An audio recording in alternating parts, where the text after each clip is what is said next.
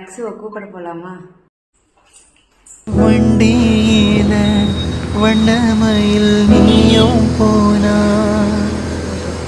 சக்கரமா என் மனசு சுத்ததடி மந்தார மல்லி மறிக்கொழுந்த செண்பகமே முனமுறியா பூவே என முறிச்சதே நடியோ